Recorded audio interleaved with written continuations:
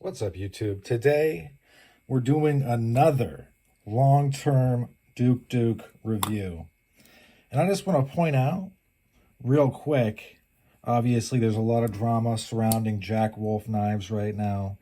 Because Jack Wolf Knives, Ben, the guy that runs it very ingeniously, is pushing out free knives to many ambassadors, brand ambassadors, right? And this is, equaling, in my estimation, if you take the knives at off the shelf retail, probably close to 5K a month. So that's quite a bit.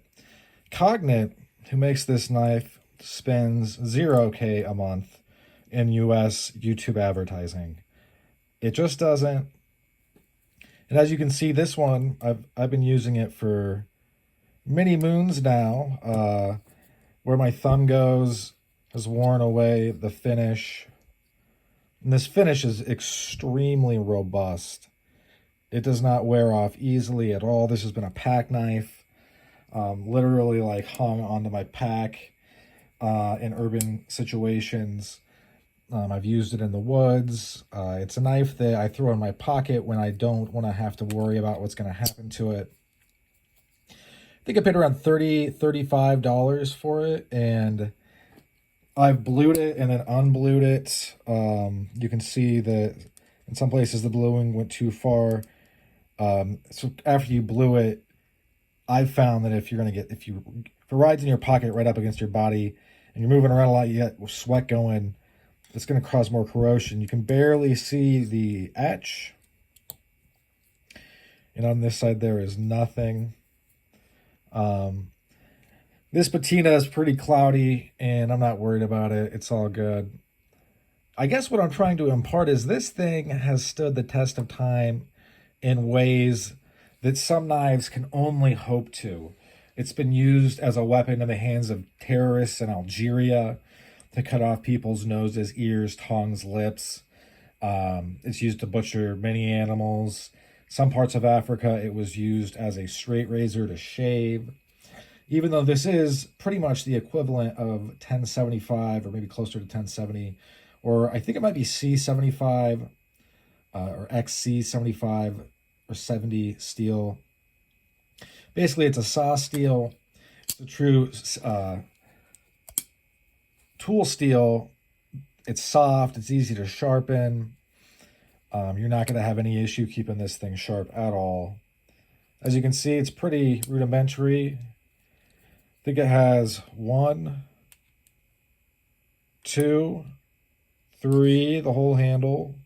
There's the internal spring 4, and then 5. 5 pieces. If it gets wobbly, you just pinch these in. If you want to turn it into a straight or a fixed blade, I did it with this one, then it undid it. You pinch these in, and then it's a straight blade or fixed blade. That's in, if things go wrong and, you're down to a knife in a situation that is very scary and bad, you can turn it into a fixed blade pretty easily. And it's got a bail on it. You can attach it to yourself. This has a brass cue. This glows in the dark, and then a bomb on the lanyard. And I've used this in many situations. I've used it for years. I think I've had it since 2016-ish, maybe a little bit before that. And it's still going strong. You can see that I have knocked the blade back a little bit. What I mean is the blade, while you sharpen it, it does take away material. Even if you're just honing it, it's going to be some material. Although some honing, like in a leather strop, is to straighten out the edge. Especially in a knife like this where the edge is soft but very tough. But you can see where that kind of goes back a little. Here, I'll try to get real close. Yeah, you can see. Where instead of this just going straight out, it kind of has what is called, or referred to as a smile on it, where it goes in. I've even gone like this into a table when I was drunk and fucking around, and it bent this tip, and I took a stone and unbent it. Just the tip of it. It wasn't like a huge ding or anything. Sorry about that. It just works. And I'm going to keep using this until the wheels fall off. And that's going to either take a catastrophic event that literally bends the knife, or years and years of me continuing to use it and pushing this edge back. Because it's a hollow grind, a true hollow grind. I think they even still do it against the stone, like a round stone. Obviously, you put it up against it like this, then like that, or like this, and it cuts out two concave portions. The hollow grind goes up very far on this. Not until about, you'd have to sharpen it all the way till it's back like to here before you would really see, like, oh, I can't use this anymore. I rarely oil it. I rarely do anything to it. It just works. I sharpen it on anything that's around. I kind of avoid pull-through sharpeners because they just fuck shit up. But any type of rod system, the KME obviously is going to work great. It's easy to strap up and go.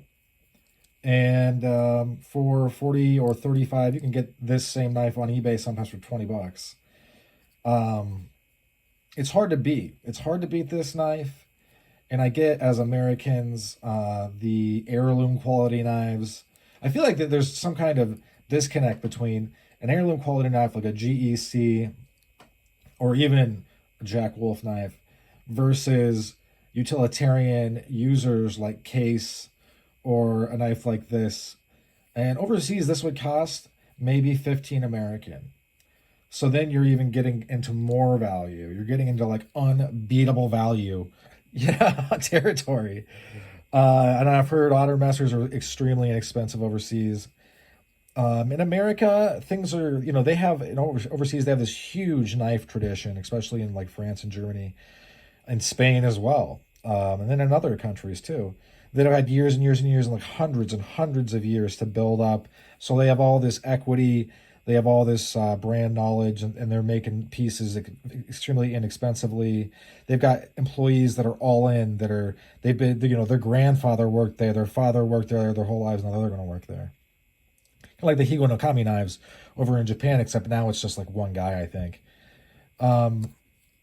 So yeah, if you're looking for a user that will be with you a very long time, this knife is hard to beat. And even just like this, because it's so stiff, if you had to use it in a situation where you're slashing to defend yourself, or say you're moving in and you've done 2 minutes of training in the real world and you're using circular motions to come in like this on somebody, and like, it doesn't use your imagination. Okay, folks, this is not a combat instruction course. I am a former Marine, though. I'm also a secondary black belt in Taekwondo. I've competed nationally fighting. I've gone overseas in combat roles in Iraq and served in combat. This is a very capable knife. Would this be my first choice for self-defense? No. But if I had to, Nothing Fancy once said any knife can be used in a defensive role. I agree with him. Anyway, that's it for this one. Thanks for sticking with me to the end, and I hope you folks have a great rest of your day. Bye now.